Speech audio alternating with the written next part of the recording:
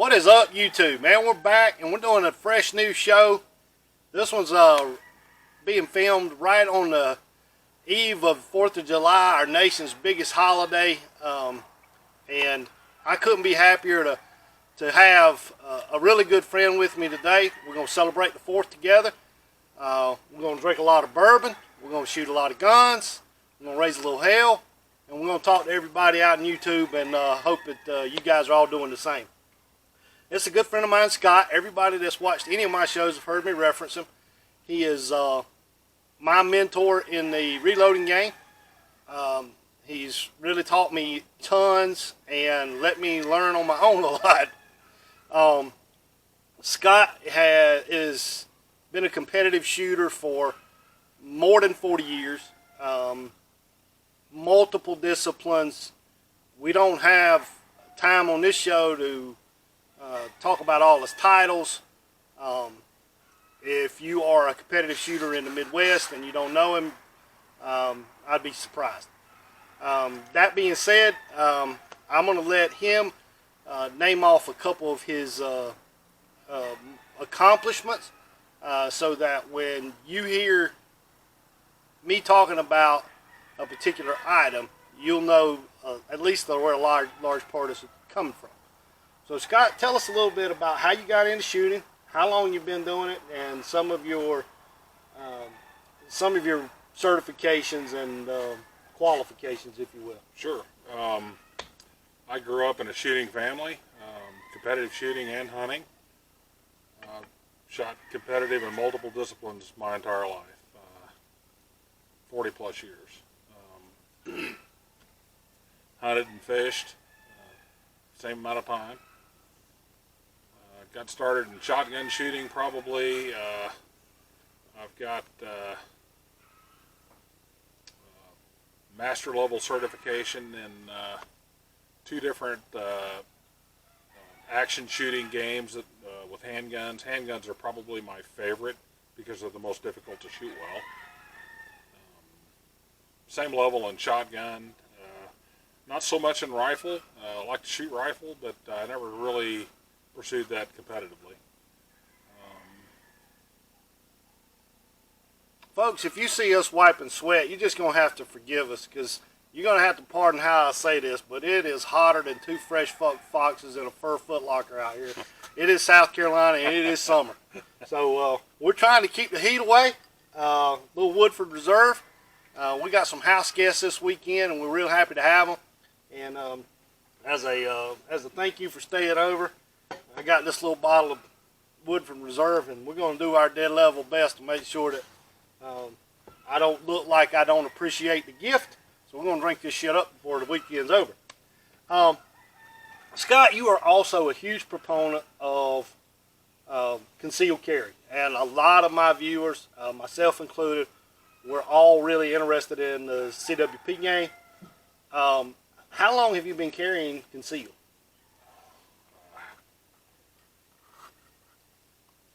All my life. Really, I've always carried, even when it was, carry permits were issued by the county. Well, they still are, but they were only good in your home county. And that was such a headache, so basically I carried illegal for years. Well, not only are you a big proponent, of CWP, you've got a ton of, and have a ton of experience. Just for everybody out there, because it is one of the most controversial topics, and nobody ever agrees, but it's one of the great topics because it keeps us all talking, is what do you carry? What's your everyday? What is your go-to gun? Well, some of that depends on... oh, by the way, he's running for office, too, because you can hear the caveat in the first sentence. That depends. Get a little politics, but that's the nature of the game, right? It depends on what's popular. The time of year makes a difference. Day in, day out, it's probably a Smith & Wesson M&P 5 in a 9mm, and it's been factory cut for an RMR, and I do carry with an RMR now.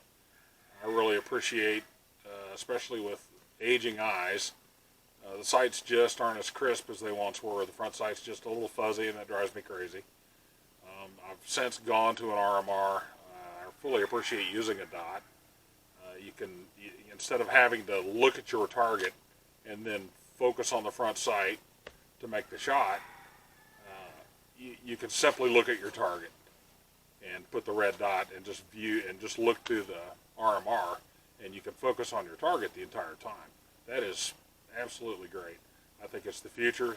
Everybody's going to be, it'll be everywhere very quickly. It is the way to go. People worry about it not being as fast. No, it is as fast.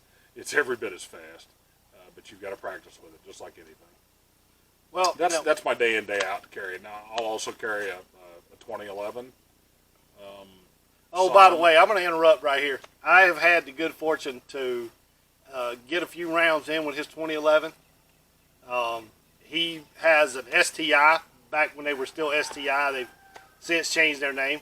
But holy shit, it will make you want to sell your firstborn.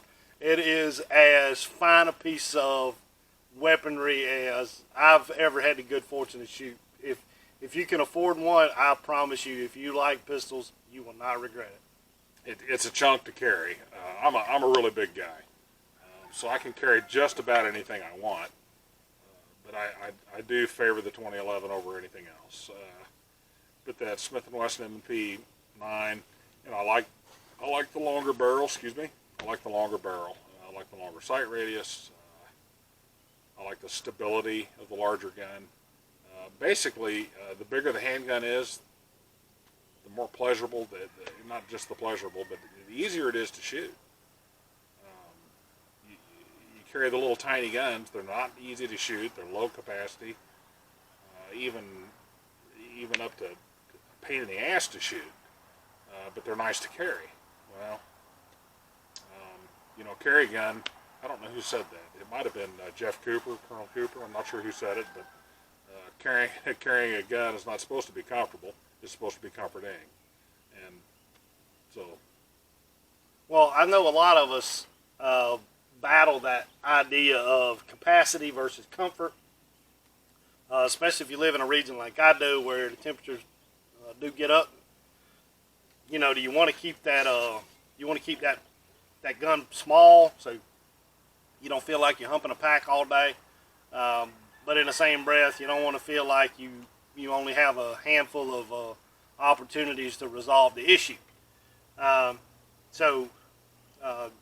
Despite his many attributes and awards, Scott won't be able to resolve that for anybody. It's one of those things that's personal to all of us, but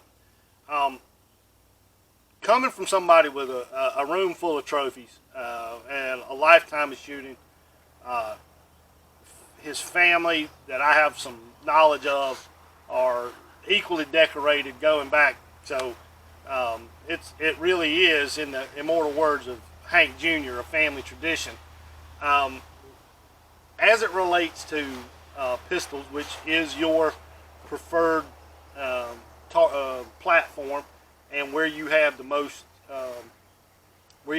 titles, the most trigger time, what do you feel like is the single most important aspect of shooting accurately any pistol? That right there. One thing, like on City Slickers, one thing, it's that right there. All the rest of the fundamentals can be learned in a matter of inside of some of them half hour, a day maybe, 2 days. This takes a lifetime. You've got to learn to run the trigger. That is the single most important fundamental, enormously. Told y'all it was hot. It is. Whew. But it is the, hands down, it's more important than sight alignment, grip, stance. None of that crap matters. Sight alignment matters. It does. But you can learn to align sights in about 90 seconds. You can learn to align sights. But learning to press that trigger, and you don't squeeze the trigger. There's a lot of terms they'll use. So slow, steady squeeze, like bullseye shooters. that long, steady, easy press until the shot breaks, and it's right where they want it. But it's slow and tedious. You don't have to be slow and tedious. You can press the trigger like that, and you just have to learn to actuate the trigger without moving the gun. And for those of us not involved necessarily in the competitive shooting world, if you are having to return fire in a less than friendly situation, slow and steady is not what you want. No. You want to be able to get that issue resolved in a hurry. And the action pistol shooting will teach you fantastic fundamentals that'll go all the way across all the shooting sports. I learned more about shooting in general from the action pistol shooting game than I did all the others combined. And I've done a lot of long-range pistol, bench rifle, trap, skeet, sporting clays. Action pistol shooting will teach you more about how to work this than all the others combined. So folks, take that to heart. Learn to run the trigger and learn good trigger control, how to press it not only properly, but as Scott said, it doesn't take all day to get off a shot to do it well. There's multiple examples out there of people that can do it. Obviously, Scott can do it as well as anybody. The one thing that he has not mentioned, but was instrumental in my becoming a better shooter, and I'm still far from good, but I am a better shooter now than I have been, and that is shooting. That's something else that you cannot. Amen. Dry firing is great, and I try to spend a little time every night if I can doing a little dry firing, but there is nothing like pushing rounds downrange to learn to deal with that impulse recoil, what that sight picture looks like, maybe when you got a little sweat in your eye, maybe when you're tired, maybe when you're at the end of a long string. The more you shoot, if you apply the fundamentals, if you think during each training session, you will get better.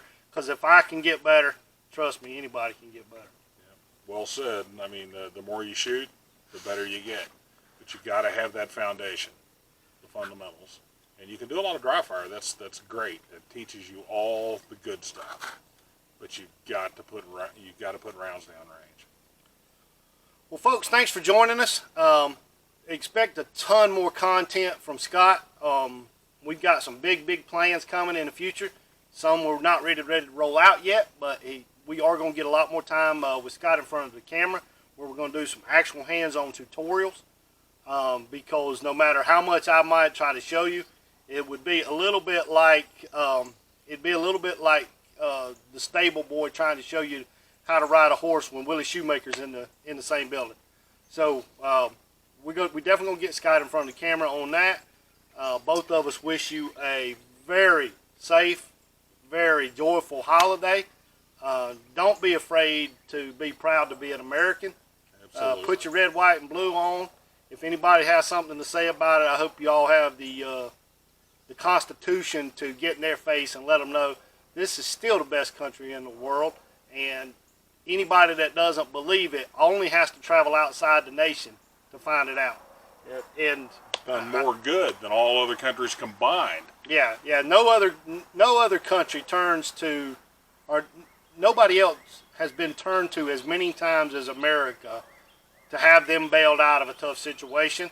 We are very fortunate now to have a French viewer, and I appreciate his patronage. And France as an example. I mean, we've been fortunate enough that we were in a position to help France remain free twice, and how many other countries. So don't be afraid to be an American. And we're going to get out of here because we got a lot of liquor to drink, and this ain't the only bottle. So y'all have a good day, and if you'll stick around, we'll see you on the next one. God bless America. Happy 4th of July.